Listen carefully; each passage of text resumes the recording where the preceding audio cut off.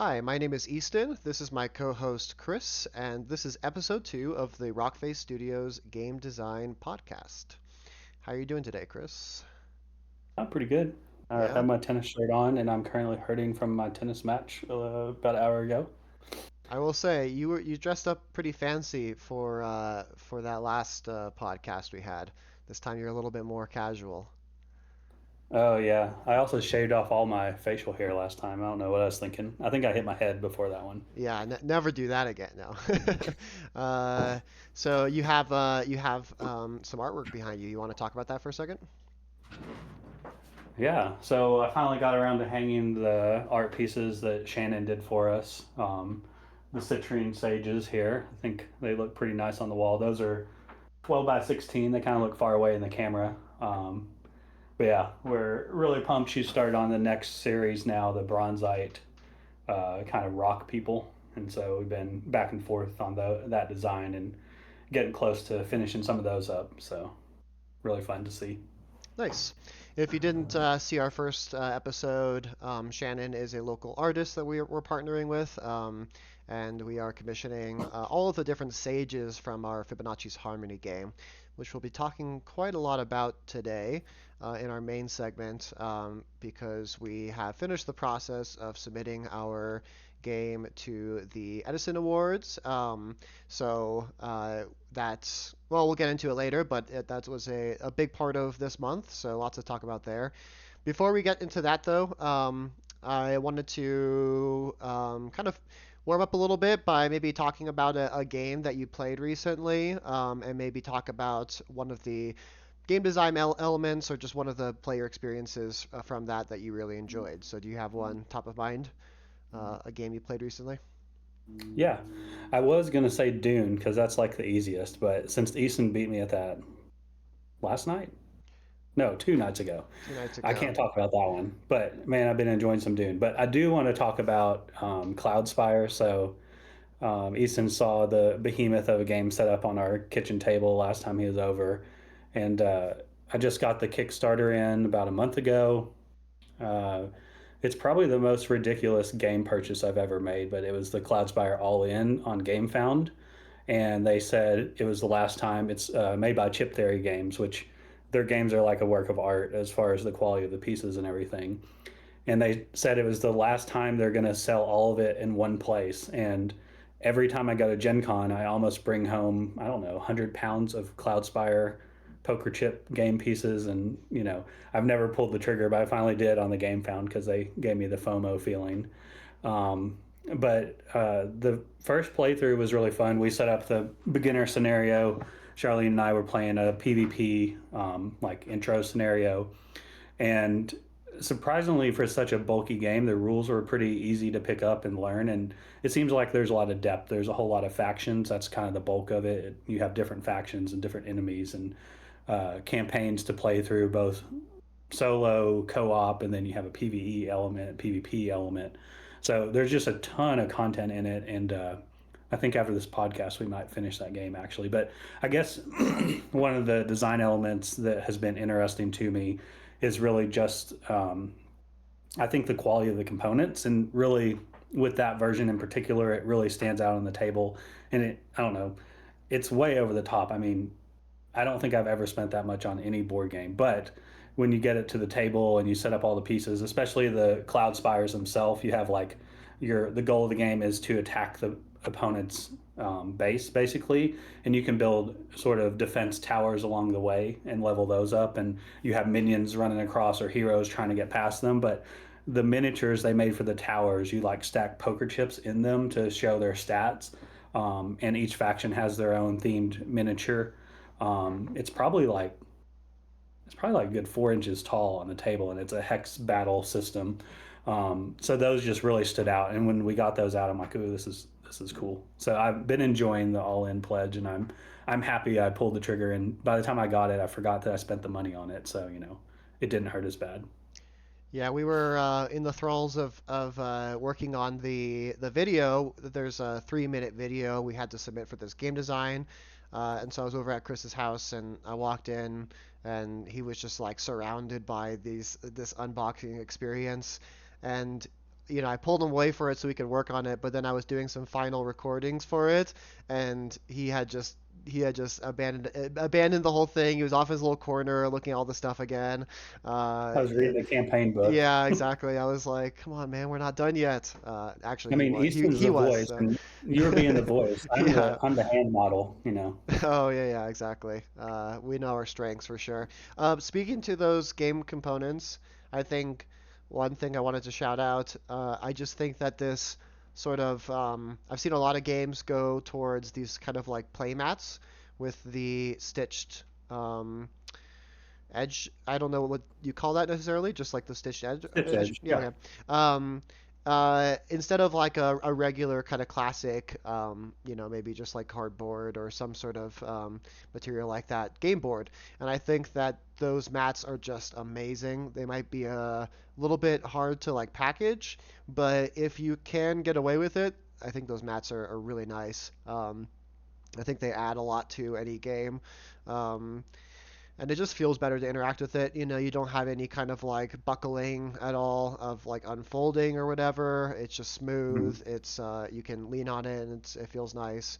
All really good. And then the other thing is just like, man, poker chips just feel really nice to play with.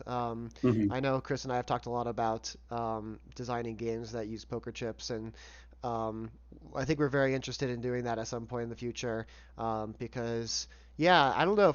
I can't even really explain why they hit different, but like even having instead of just having some cards in front of you, having those represented as poker chips, it just feels kind of cool. They have some weight to them.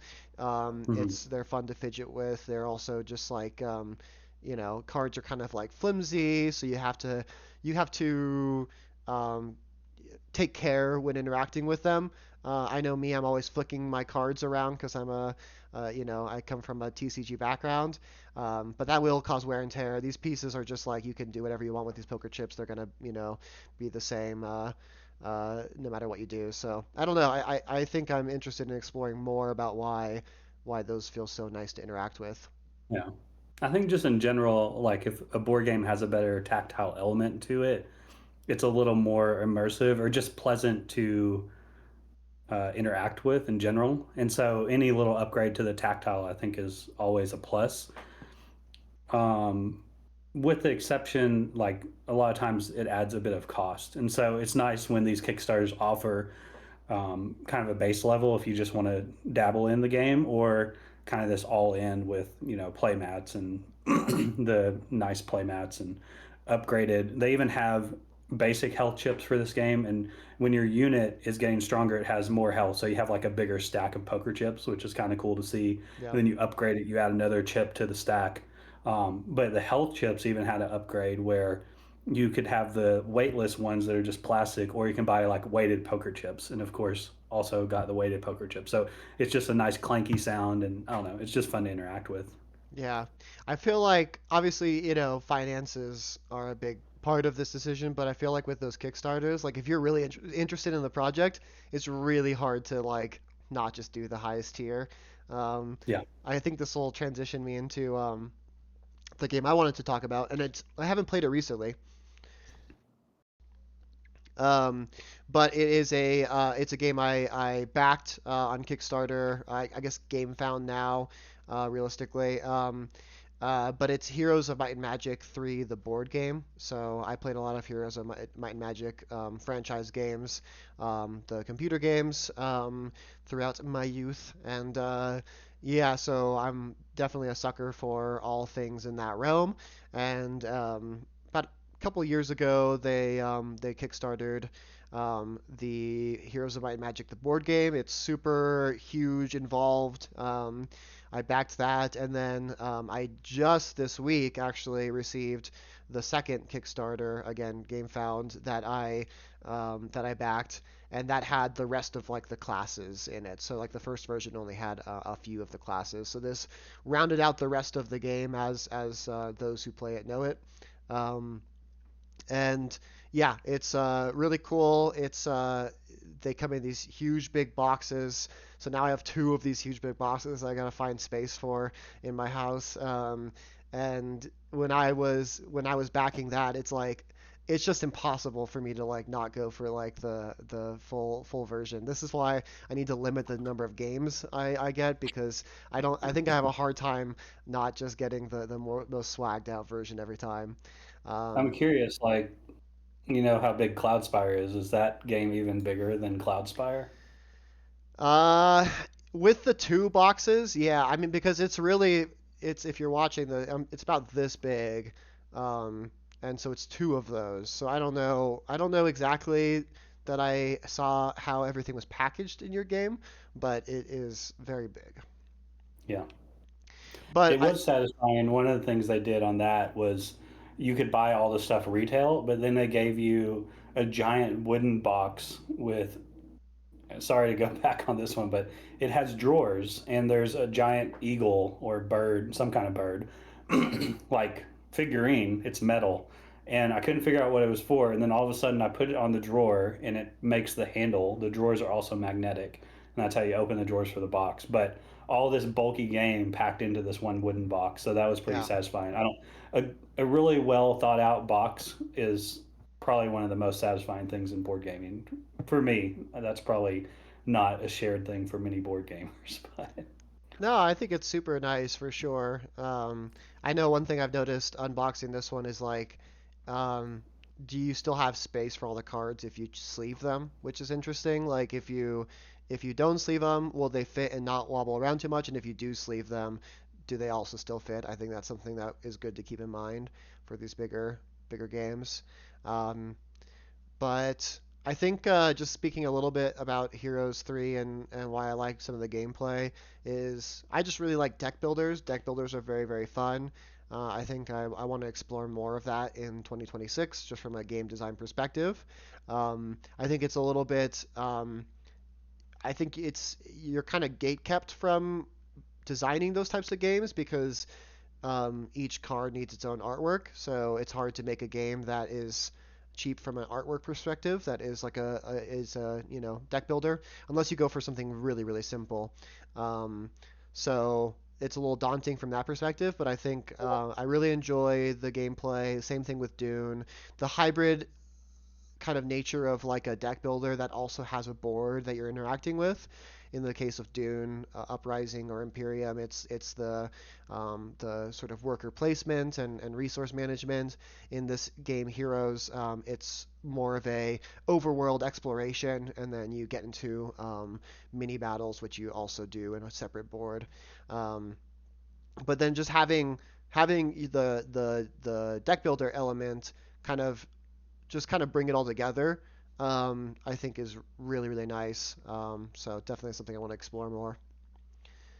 in the computer version of Heroes, did the game have more room to breathe where you'd hit those top level units? Because that was one thing I noticed when I played, that I really wanted to unlock that giant dragon, but it felt just like I'd have to put everything into it, and it didn't seem like I had quite enough time, even if I had done that. Yeah, it depends on like the campaign. Like in the video game, you when you did the scenarios, usually you were capped at a certain level unit for early stages, and when you got to the later stages of that scenario, you got to like do your high level units. Mhm. And so it really depends on like map size, what's even unlocked for the scenario, etc. And that's something that's kind of cool about this board game. I think they did kind of evoke that pretty well. They even say in the rules they encourage players to like make their own scenarios. They give you some example ones, and in those example ones, it's hard to actually hit those big units. But I think it's been a fun thing for me to explore after I forced my friends to play this with me. Just get some takeaways from it and then learn how I can kind of like sculpt the scenario that I'd like to play. So they made a lot of really fun game pieces, and if you put them together in the right way, it's really good. Whether or not their scenarios are exactly balanced or what I want to be doing, that remains to be seen. I'd probably need to play a little bit more. Yeah, Um, that was like a learning game that I played too, so it may have not been a extended scenario that we played. Well, that game does not go easy on you too. If you screw up one combat, you're like behind three turns and you're basically out of the game. So you gotta tread very carefully in that game. But cool. Yeah, I think it's fun to just obviously we do a lot of game design, but we also play a lot of games. I think it's probably good all around just to kind of talk about the games we've been playing recently and talk about what those games are doing well, and if we identify that more and more, we can try to replicate that in our own games. Um, the only problem is a lot of the ways that well, today the ways that we really liked those games were very expensive. So that's always the problem that we're being gate kept from. But One um, thing, I guess, in the whole realm of design elements that's just been maybe on the opposite side, something that's really been irking me lately, is how easy it is once you have been designing to consider people that are colorblind, and how many games I'm running into that just choose to ignore that completely when it could be pretty easy to do it. But probably one of my first lessons as a designer, when I took my board game with all these colors on it for people to play test, one of my players was like, "I'm colorblind." I'm like, "Oh, of course, I need to consider this in every game design ever now." And it's a really difficult experience, I think, when you're especially like in that setting where you have a game that you've purchased and then one player isn't able to see the board, and it's just constantly like the impact that little decision has on a game is huge when they're constantly trying to figure out what color is going on. So it's just a little thing to keep in your mind as a designer, that when that scenario comes up, it's a big deal. 100%. I feel like when I get good at games, it's because I become very familiar with all of like the game pieces and elements, and I use a lot of shortcuts. I think if I look at a pile of green pieces, that means something mechanically to me. I'm very good at, or the way I think about games is definitely tying those visual cues to the underlying game elements. Mhm. And if I don't have those visual cues, it gets very, very difficult for me. Um, so I'm probably a more extreme example of that. I'm sure some people can be just fine. I'm sure a lot of colorblind people get very used to, you know, um, learning game elements in a different way without that visual reminder necessarily. Mhm. But I think you and I are both very interested in trying to, even for early prototypes, try to make it so that uh, it is very easy for colorblind people to see what's going on. Yeah. Um, and so leaning more into iconography, even just like having maybe a different stylized border for a different type of card, any kind of visual indicator other than just color and hue and whatnot Yeah. goes a long way. And even I think uh, there's a lot we can still explore about the different types of color blindness because Hmm. it's not like they see everything as black and white. It's just that certain colors register differently and certain colors look like other ones. But then also certain colors don't look like other ones. So even if they can't say that's red, that's a bright red or whatever, they might still be able to say that's different than this. And Yeah. so figuring out a little bit more the science um, behind that and try to, if you do need to use color and have, I imagine in most cases you could always um, use something other than just color. But if you feel like you kind of have to, at least try to be aware of colors that appear different to colorblind people. Yeah. Um, Yeah. I think from what I understand, there's at least some colors you can pick that are generally less offensive to being confused. So I think that's just some research on our part. I think I've went more towards it needs iconography along with the color always as sort of my default. But sometimes a design might, require a colored cube as the element you use, and budget doesn't allow for those to be stickered or something like that. yeah. I think colored cubes is probably the main offender I've seen lately in a few games we've played, and so yeah, even just thinking about what colors are better, it's just something good to think about when you're doing design.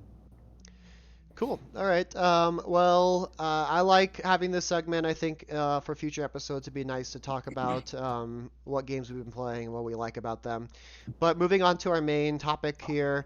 So, as I mentioned, we entered Fibonacci's Harmony into the Edison Award.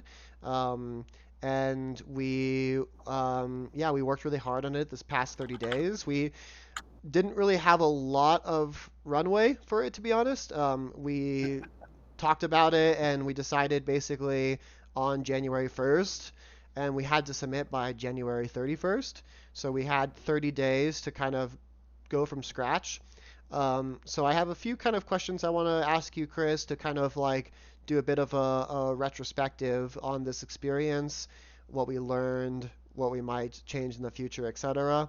But if you want to start by maybe just kind of giving an overview of from January 1st to just a few days ago when we submitted it, what was that whole experience like? Yeah. So I think it's the Cardboard Edison Award. So they are a group of game designers, sort of industry um, insiders, I guess you could say. They have a patron under Cardboard Edison as well. And they host this really cool competition that I've heard about in the past. And Easton and I have talked a bit about designing, for a certain goal, or like, companies sometimes put out a criteria for a game they want. There's a lot of different awards that you can do, and we thought that this award fit Fibonacci's harmony pretty well. And also, I don't know, I think we trick ourselves in this way a lot to hold ourselves accountable. If you sign up for something like this, you're going to put in work. And man, did we learn a lot over that month. Um, when we first started talking about it, we had Fibonacci's harmony, pretty much design complete. I think there's still some discussions going on, some tweaks. But for the most part, the game is what it's going to end up being. Um, but then we had a couple other games that we thought were really close to being finished that might be appropriate. And we're like, we'll just submit two games, and we'll finish design on those games. Because I think we started off by doing like a playtest session for a game we have called Hex Goofs. Um, and while that game's pretty good, it's like pretty fresh in our design repertoire right now. And what we quickly realized when we were going into this 31 days of time to put together. So what the submission is, it's a brief description of your game, um, which a succinct description of your game is actually really hard to get something you're happy with, funny enough. And then you have to do a 3-minute video. And in that 3-minute video, you need to make your game intriguing enough that the judges want to play it. And so the only other thing you submit besides the video and the brief description is a rule book. So they don't actually play the game on the first round of judging. They'll just look at that. And so, you know, Fibonacci's Harmony isn't a complex game. It does have a few novel concepts, but putting that into 3 minutes and having that be compelling enough was like quite a hard chore to come up with a script. And so we started off, the first meeting was near the first of the month. Went over to Easton's and we watched, we kind of talked about what we wanted to do, and we watched some videos from past competitions. So if you're interested in submitting to these, I think that was really valuable just to see how people framed their game in 3 minutes, because that's a really short pitch. What video elements they used, what they had as just text versus what were spoken words. And then also each competition sort of has a different, I guess, type of game they like. And what we were seeing with Cardboard Edison sort of led us to pick Fibonacci's Harmony over something like Amnesis, that is also in a finished state. Um, so we watched the videos, we kind of documented what we liked about different videos, what we didn't like, and then we started on a script in person. And that was really hard because by the time you can, like, it's really hard to work on a script, I guess, in real time. It was way easier for me once I got home and just started typing stuff. It became way easier to get a whole thought out, and then read that on paper and think about if I like it or not and be able to change it. But when we were going back and forth, by the time Easton was done, like editing my thought, I would lose my train of thought. So I don't know, if you're ever trying to write a script, it wasn't very successful in person because I think we just had different ideas and it was really hard to keep those all collected without a document. But then after I wrote the first script, Easton was able to come back and it was just a Google Doc and comment on everything. And then we applied the comments and went through several iterations. And that seemed a lot better if you're working on a pitch script for a video, to just do it remotely, use a Google Doc, use the comment feature. Then things really got moving on that. Nice. Yeah, the what ended up working for us is definitely kind of just forcing a rough draft into existence. I think that's definitely a common mistake you can make in most pursuits, to be honest, is trying. I know I struggle with it with game design, which is just trying to perfect things before you actually um, even have a scope, even have an Yeah, idea, even have a general image. Again, I do it with artwork as well, where I want to start to focus on the detail here, even if I don't have all of this even outlined. You want to start big picture, start to narrow in more and more, trust the process, and also believe that all of those little details are going to be much easier and much better informed if you have a sort of those broad brushstrokes already. yeah. Um, and then Maybe so that's why the in person didn't work quite as well because we quickly got into details on like each sentence we try to get through, yeah, and we hadn't got to the big picture yet. yeah. So, but then after we did the script, I went over to your place I mentioned earlier. We did the recording for it, and then Chris did like just a bunch of video editing over like I felt like it was like a 3 day period, and then you were like done with it. So, but I think you said you put in like 8 hours, and you were really learning it from scratch. So that's pretty cool. It's quite the accomplishment, I say. I'm thinking we should post that 3 minute video to our YouTube. We'll probably Mhm. post it as the video right after this one, so you can take a look at that and see what the finished product looks like. Yeah. Um, but definitely testament to you. You put in a lot of work into that, and I know my perspective of like how high quality that video would be. I think you definitely like blew it out of the water. I was expecting it to be a lot less sort of detailed and have a lot less sort of like cool like you have some elements where you have the video pause and then you like flash like this section of the board and all that stuff kind of goes a long way in making it really run Mm. smoothly. So definitely kudos to you. But if you want to talk a little bit about that experience you had actually Yeah. just editing it. Yeah. So I hadn't ever done video editing before this project, and I don't know, I like diving into things and learning them. So I was like, okay, I'll do this.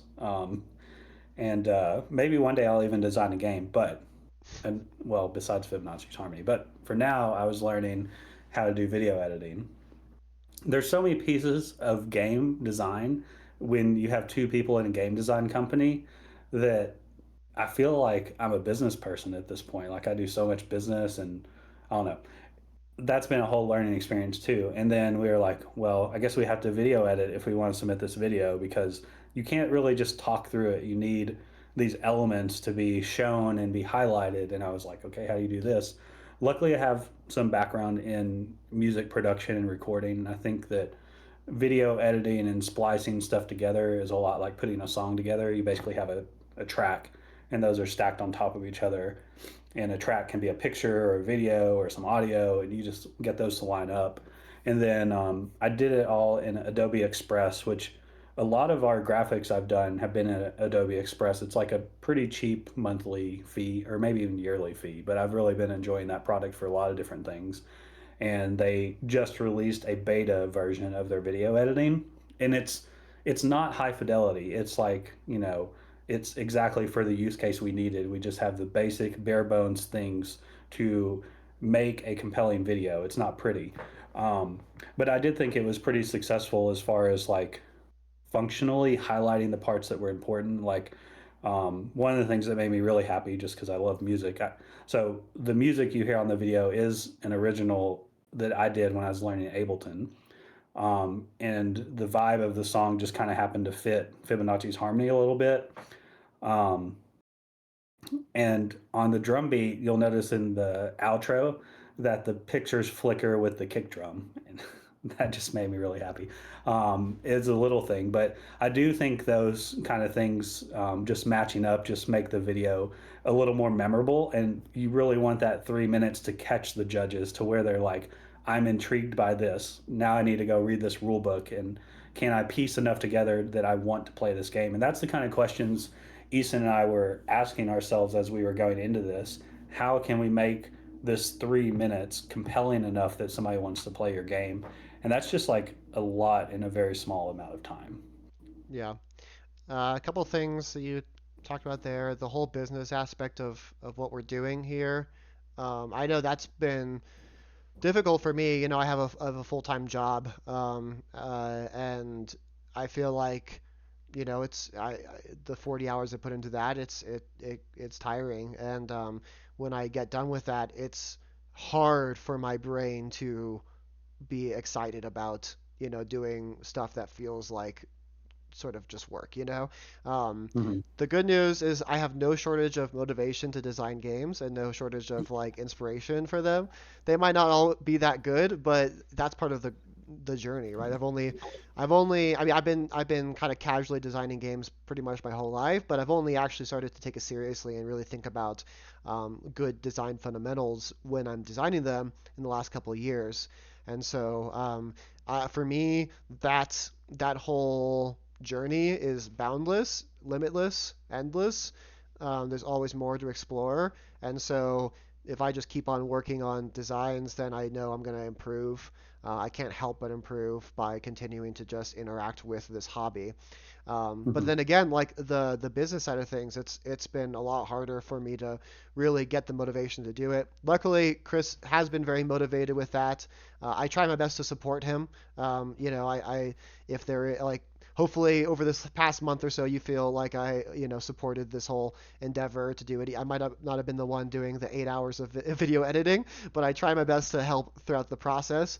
And so I try to do my role there, but I guess for those out there who are interested in this, you know, there's no way around it. You have to put effort into that, and that's going to be something I continue to improve at, and just sort of like being able to see the long-term gains of putting in those hours on stuff that doesn't feel fun to me, um, outside of my normal job that I get paid for. You know, it's but it's worth it. You know, you have to, um, and so yeah, just keep that in mind going into this. It's a lot of fun. Designing games are fun, but really all you need to do is design one good game, and then you have to support that by a lot of other stuff. And I would say it seems like my perspective of it so far is that designing the game is not even 50% of getting the game to, you know, those shelves Yeah. at that store. You know, there's probably 75% of work that comes after you just do the 25% of work of designing the game. And so you have to Oh yeah. just accept that. Um, Not to mention networking, which I think is, I'm learning more and more is very important in this field. Um, it's a lot of work. It's rewarding, but you know, definitely keep that in mind going into it and find yourself a Chris, you know. I think, the learning from this is a lot of people approach the same thing where they're just designers and they're going to design a game and sell it to a publisher. I think that we sort of bought into the company as a whole when we started. We liked our designs. We liked this world that we were kind of co-designing in, even if that was like by happen chance that we just had similar flavors to our games. And so we had the conversation early if we wanted to sell games or if we wanted to produce them ourselves and sort of have our own brand. And I think the thing to take away, it's way harder to have your own brand and community. It's way harder to build that. So it's a major decision, when you start, or if we decide, that at some point we want to more sell our designs, that's a way we can go. But our goal right now is to really, we're building community with like game nights, we're on the Discord, we're trying to build our brand with, you know, logo, Instagram, Facebook, all this. And so that and doing the business side of it, you've got manufacturing. I don't even know, like game design in a company is probably like 20% of the work and hours you'll put in if you want to build your brand. But I do think it's more rewarding. And if you believe in your product, you stand to gain more if you keep your product in house versus selling that externally. Because people that sell their board games will take a very small cut once that's to retail. So you need a really really successful game to make much of a dent. So I think of that maybe more on the hobby level, unless you just really have a home run. But this is really just a whole company and a whole brand in itself, and board games are a big part of that. But man, I was surprised by how much work everything else is. But I Yeah. am enjoying it. I think being adjacent to board games and doing all this ultimately because I believe in our design is like motivating to do some of these business things. But I think it works out, and I get to test all these games, which I just like playing games, and I can just give Easton feedback, and then he can go fix it. So that works pretty well. Well, and not to minimize all of the game design work you've done too. I know I benefit a lot from being able to, have you test a game with me that I designed and getting a lot of good feedback from it. You were the lead designer on Fibonacci's Harmony, which is the one we're ultimately submitting here. So ultimately, the only way this could work, I think, is it has to be the effort for all sides of the business have to be shared. Hmm. But it is definitely um, much appreciated on my end that you are so kind of gung ho about working towards the more kind of businessy side of things. Um, so cool. Okay. Well, I did have sort of like an idea of sort of something to ask you here, which is that I feel by the end of this, looking back on it, this whole experience this past month didn't have to be as hard as it did. I mean, some things will get easier in the future if we do this again. Like now, you have edited a video once, so maybe you can slim an hour or two off of that. But generally speaking, I think you mentioned earlier like you wanted to have like just like a game pitch, just like a one paragraph explanation of what the game is. And even that was kind of a challenge to try to find something concise that really encapsulated all of the elements that we thought were key to cover in that pitch. I think that there were a lot of things like that, for example, that we could have been more proactive about kind of having already locked and loaded.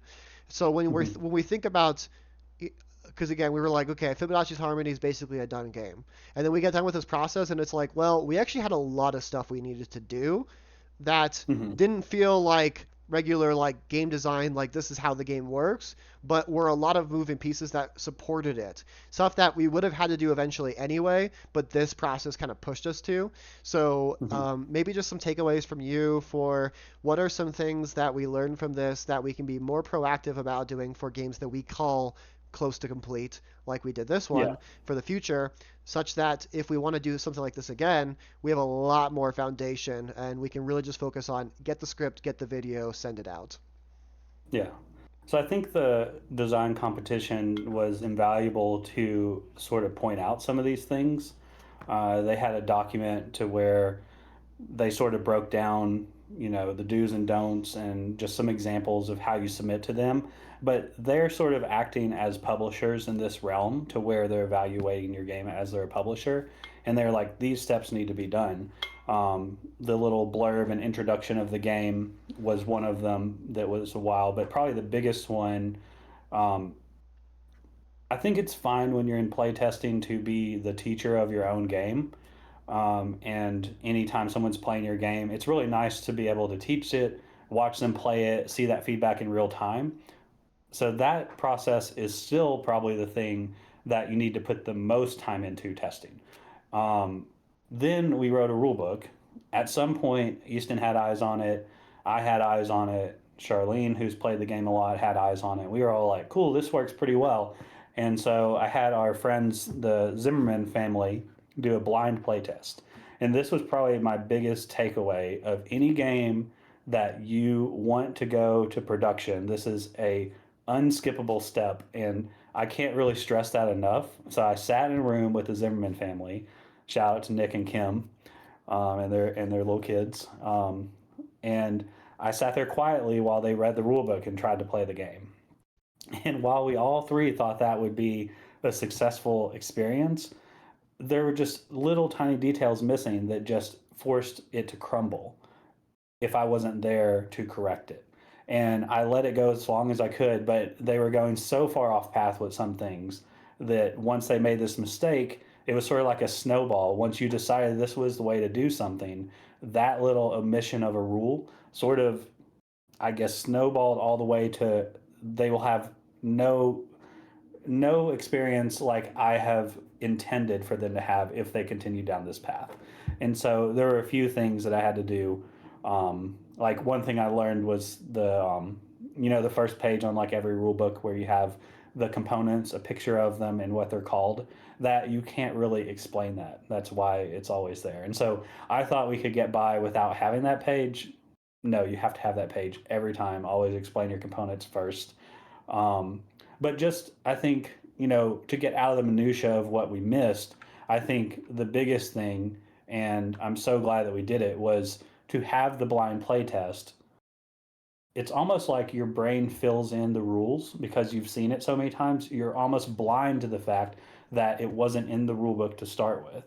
And when you watch somebody go through the struggles and you have the resolve just sit there and not answer their questions when they look at you confused, it's maybe the hardest thing I've done, but you learn so much and you can actually know that you can make a rule book that when you sell someone the game, they're going to have a good experience with it later. And then that's going to, if you skip this step, maybe you did a demo with them and it was a good demo, but when they get home, it just falls apart and they're not going to remember your company after that. They're not going to play your game after that. And so you need to be sure that they can be successful without you as the designer walking them through it. Yeah, And there's no shortcut. I think that I can only speak to I think our experience. I think that you and I both kind of um, just just basically put ourselves into the role of the rule book. Mm-hmm. Like we are the rule book when we've been teaching these games and demoing these games. I think 100% of the time. I mean, we might have a player card aid thing, but Mm-hmm. realistically, when we're teaching the rules, it's us verbalizing it, and then they ask questions, and then we answer, and then they start interacting with them, and they make a mistake, and we very kindly say, "Oh, actually, you do this instead of that." But it's a conversation, and Mm-hmm. that's not really how a rule book is, you know? A rule book needs to have all the information clear, concise, in a way that's digestible. Um, it needs to be really, really good. And so I feel like for over a year, we were doing ourselves a huge disservice by putting ourselves into the role of the rule book.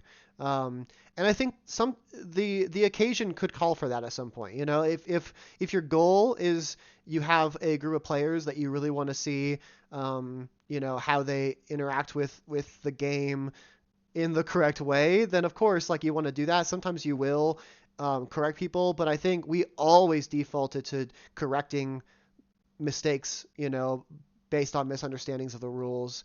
And we always put ourselves in that position. And so we never got to see what you saw. I wasn't there, but just hearing you talk about it was really eye opening for me. I feel like that was a huge blind Mm-hmm. spot for us. And I think that there should be at early, mid, and late stages times when you do exactly what you did, where you teach the rules. And even if it's just a matter of like not correcting them or whatever it may be, let them just experience the game because ultimately you're not going to be a fly on every single wall. You're not going to be able to, maybe that's the wrong saying because a fly on the wall is just an observer. But the point is you're not going to be in the room with people when they're playing the game for the first time. You can't guarantee that they're going to interact with those rules the right way. So first of all, you need to make sure that the game is fun enough that if something slightly isn't perfect, it's still very fun. Overall, the feeling of playing the game is fun. You don't require every single rule to be perfect for that experience to be perfect because people will make mistakes. And second of all, you need to make sure that your rule book is actually really easy to digest. Now, finding the Mm-hmm. opportunity to have people sign up to just sort of like say, hey, here's a rule book, read this for 15 minutes, learn this game. I mean, it's going to be hard to find people for that always. So you do have to Mm-hmm. kind of like work for that a bit, but it's well worth the time to work towards that. Um, Yeah. At least here in Denver, we haven't really leveraged it very much, but we have a pretty big game design community. And I think it almost feels like work when you assign this to your friend group or your play group, You're definitely working through this game and you're learning things and it's going to be a struggle. And so it's a lot to ask of your friends or your general play group to play your games. And at some point, they might just always run away because it's like, hey, do you want to play this game? No, I want to play something please, that's finished. please. Yeah. please play my game. That's why mostly our game nights now are published games, and we have different forums where we do our testing. Um, but the Denver board game design, just trading playtests with people or trading blind playtests with people, I think is a good way to go about it. So reach out to your communities or your Facebook communities because I was surprised how many designers we have in Denver or surrounding areas. So, but yeah, it's a big ask to be like, hey, can you read this rule book that's probably a disaster and see if you can play this game that's not finished? Oh yeah, that sounds fun. Yeah, so agreed. Find other game designers, trade playthroughs. That goes a long way.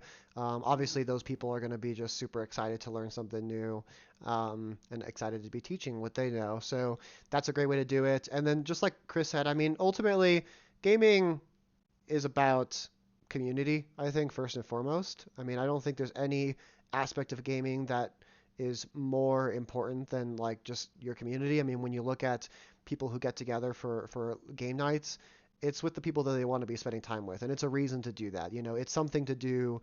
It's a reason to get together. It's all sort of feeding into the sense of community. So lean into that. For us, it was about making our game nights more broad in their scope, and letting people bring their own games. We bring established games, and we still get some tests going sometime. I mean, I think we Mm-hmm. have a really good group of people now who comes to those game nights, and they're pretty excited to test our games every once in a while. So it's Mm-hmm. great that way. Um, and so, yeah, definitely, try not to be too overbearing about that. Try to make sure that you're giving as much as you're asking for when it comes to Mm-hmm. getting those play tests.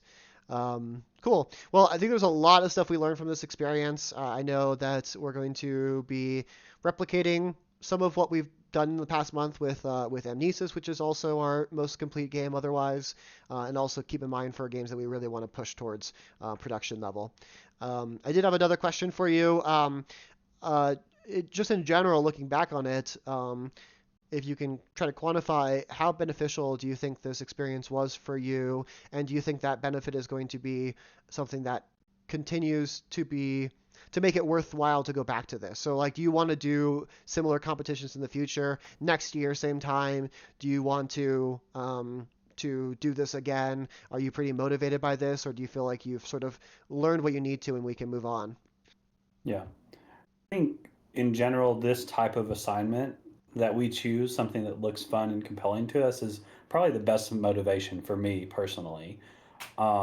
I feel like this might have been the most condensed area of growth for our board game design company as far as we were hobbyists and now we're learning what it takes to actually publish a game in totality. Um, I think we were maybe not going to the depth on everything around the design because it's like, ooh, I want to design a game. And you do that and you teach your friends to play it and you teach your game group to play it. But that's like we've said a few times, it's just such a small percent. And I think this really made us think about it in a more full view of what it takes to actually sell a game and get it to the table of someone that you may not know and what it would take to make that person interested in playing your game because we've always been such a big part of even hey do you want to play this game and now we're trying to have the game speak for itself the rule book the pitch video and I think 100% I would repeat this competition it was $25 for a submission. If you join their patron, you actually get a free submission. Um, so it's such a low cost, and I feel like it was such a big benefit for us becoming a more seasoned board game design company that can realistically release a game sometime. Yeah, I feel the same way. I think it is a time sink, and so we won't always have the time to devote to this. But I think that at a minimum, I'm excited to do the same thing next year. Um, and unless we just win it all, in which case, might as well retire on top. Um, but Throw it on Kickstarter and make a cool mill. yeah, exactly. Uh, but I'm excited to do it next time, I think, with a little bit more runway. I think if we again had some of those elements already supporting our game prior to it, and also if we had just started working on it maybe in December at least, Mm-hmm. having that it was a good motivator to like have that 30-day thing. Maybe it was even the best case scenario for this first time because maybe we needed that kind of shot in the arm to kind of like put Mhm. the effort into it and make it happen. Um, but I do think that it'd be nice to be able to juggle a few more balls because we basically dropped everything to focus on this for a month, and I think it was Mhm. beneficial, and I think we'll learn more from this and do better in the next time. And Yeah. I am interested in exploring potentially other awards as well. Um, Yeah. Or just other game design competitions. I think the whole, very targeted goal is a fun motivator. And also, I think it will, I think creativity came out of it that may not have otherwise, especially the video. I think a lot of these concepts we're going to incorporate into our normal design, like the blind play test or the succinct description of the game. I don't know if we'll always make a video like we did, but I think most of these things, when we decide a game is going to be published, these are steps we will do. And yeah, I think, there's, um, so yeah, there'll be more runway because it's like our whole process will be incorporating these things now. perfect. Okay, so one last question for you on this topic. How do you like our chances? So again, just a You reminder, go first on this one. they take a lot of submissions and then they narrow that down to a smaller group. We don't really know the ratio at all, but anyway, they narrow it down to a small group, and then all of the designers get together for like a weekend and test all the games that they narrow down to. Um, and so there's that, and Well, then the there's obviously, judges. say again. So they hire a team of judges, and I just want to call this out because it's so cool. So I think it's two of them that put on the contest, but then they hire a lot of their industry friends, 20 or 30 of them, and they rent cabins and they just go play test all the Yeah. games. It sounds so fun. I wish I would have designed this competition and get paid to do They that. probably started there. They're like, "Hey, I wanna rent cabins and I want to play a bunch of games. How can we make this happen without losing a bunch of money? Well, let's just make a whole thing out of it." They probably started there and worked backwards to what we know And we now. want them all to be new Uh, games that we don't buy. It's yeah, brilliant. yeah, exactly, yeah. Uh, they don't take a space, anything. Uh, so yeah, so the question is how do you like our chances of making it past this first stage? I mean, do you want to do the realist opinion first, or should I do the optimist opinion? Like, Easton's definitely not a pessimist, so whatever he says is the most likely thing to happen. I think it's definitely going to be a minority of people who make it. I think um, I definitely I I want to keep the ego in check and say that um, there's a lot of people in our situation, a lot of people who put a lot of work into designing it, into making the video, into submitting this. A lot of people put a lot of work into it. And just based off of the amount of people that is going to get slimmed down to, I would say our chances are like, we're unlikely to make it to the next stage. I'll be really happy if we do. I think I definitely like believe in the work we do. It's not really a matter of not believing. It's just a matter of logic and realism to say that chances are against us. The odds are against us. Can we overcome that? I think there's a chance we can. I'm not dooming or anything, but I think that it's unlikely. But again, if we don't, it was still 100% worth it to go through this whole process. But okay, now to the overly optimistic view. Yeah, we haven't mentioned your submission will get feedback on it. Yes, So that's a big you deal. Yeah, get something back for your efforts regardless, even if you don't make the next round. yeah. Um, so in general, I think I'm very optimistic about the work we're doing. Um, but Easton makes a good point that we don't even know how many submissions there are actually. But $25 is really cheap, and I imagine a lot of people are interested in this recognition because everybody that's won this in the past has either published their game or been successful on Kickstarter. I think with the exception of like one who hasn't made a decision on which way to go. So this isn't like a small competition. This is like if you're the competition you have, if you're able to do this, you can be successful at the industry level. It's like proven 100%. So there, I guess the way they break things down and the way they judge things converts directly to a successful game. So that's pretty cool, a pretty cool stat of theirs. So I do want to be a little realistic that, you know, this is the first game I designed, the first one of two games that we designed as a company. I think when you put it in that perspective, it's very unlikely that we have something that's compelling enough to get to the next round. But if I, like, we were asking ourselves during this process, how do we make this video compelling? How do we make them want to play this game? I think we at least considered the right things. And when I put myself in the judge's shoes and watch the video back, I think we have some unique elements, especially like if they're familiar with the Fibonacci sequence.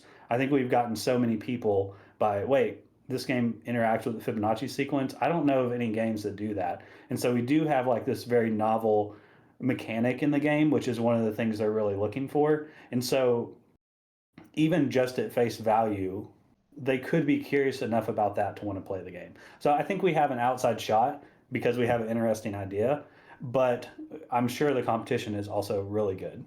Yeah. And yeah, you made a good point that just getting that feedback is huge because we put a lot of effort into it. Like we put our best foot forward with the minimal time we had, and I guess finite resources. But then everyone has things impeding them to do it. So realistically, we put our best foot forward against a lot of other people who put their best foot forward. And if we don't make it, then we're gonna get real feedback that we can't help but take to heart because it's like we didn't really. I don't think we left much on the table. We tried our best given the scope of the task. And so Mm. the feedback that we will get, I'm sure we'll share on a future episode. And definitely take it to heart moving forward because this is really our first stab at it. You made a good point that even beyond the fact that it's a lot of people putting their best foot forward, a lot of those people have been doing this for a lot longer than us, Yeah. and have Or have, they've have had successful games and published yep, games, these are people that have already been in the industry and been successful. So it's like our bar we're starting with for ourselves to be successful is quite high, which that's fine. And I don't think of success as making it to the next round necessarily. I think that we've just learned so much doing this that we are better for doing the process. So I really can't, I guess, say enough how much I'd recommend other designers to do something similar. yeah, maybe next year join us. Very nice. Okay, well, any other kind of closing thoughts on this subject before we call this episode? We will find out if we make it in February, and if we do make it, we get to do some revisions based on feedback and then submit it. And the final decision on the winner and the runner ups will be around April, I believe. So Very nice. keep in touch, and hopefully, we have good news. We'll see how it goes. Yeah, follow along our story here, our story which might end very soon, but follow along for as long as we're in the thick of it. Very nice. Okay, well we're about at our hour, so we'll pretty much call it there. Really quickly, so we'll post this video and then afterwards we'll post the 3-minute video we've been talking about. Check that out. We'd love to hear your feedback. Tell us what you do and you don't like. But if you don't like the last 5 seconds, I don't want to hear about it. I'm kidding. You'll know when you see it. And also in the description, there's going to be our link tree to all of our socials, some of which we're very diligent about, some of which we're not. Always ongoing journey there. But at the very least, if you like Discord, we'd love to have you join our Discord server. We want to have lots of people interested in what we're doing, and also lots of just game designers that we can interact with and grow together with. So definitely check that out. And I think that's pretty much it. Thanks for checking out the podcast. And yeah, anything else you'd like to say, Chris? Nope, thanks for joining us. We'll see you next month. See you guys.